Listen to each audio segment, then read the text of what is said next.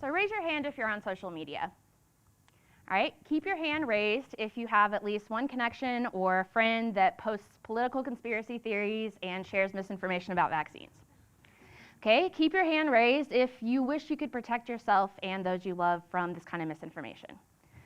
Well, you're in luck, because tonight I want to talk to you all about a new kind of vaccine. And no, not a shot in the arm kind of vaccine, but rather a communicable vaccine, and specifically a communicable vaccine for misinformation.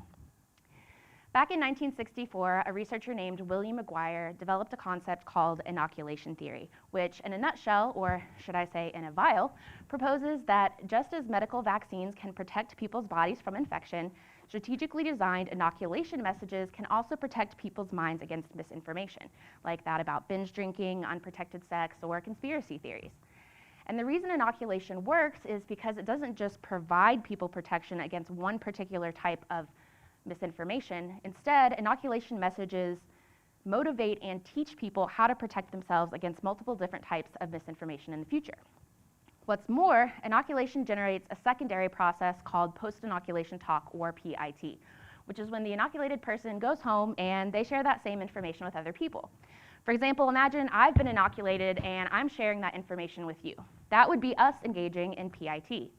And research shows that when this conversation happens, the PIT functions as a kind of booster for me, the previously inoculated individual. That strengthens my resistance, and that's great. But what about you all, the uninoculated conversational partners? Do you also benefit?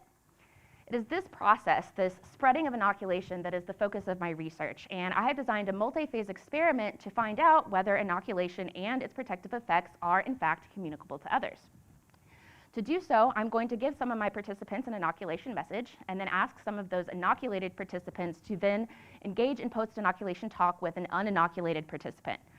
Hopefully, what will happen to that uninoculated conversational partner is that through engaging in PIT, they will also become inoculated. At least that's what I hypothesize is going to happen. So think back to that Facebook friend or connection that we considered earlier. If the results of my hypotheses are supported, then that would suggest that one powerful way to combat misinformation is to simply inoculate people and to encourage those inoculated individuals to engage in PIT with others. In other words, it's possible we might have a communicable vaccine very soon, and importantly, one that doesn't involve any needles. The goal of my research is to find out, and when I do, I promise to tell you all about it. Thank you.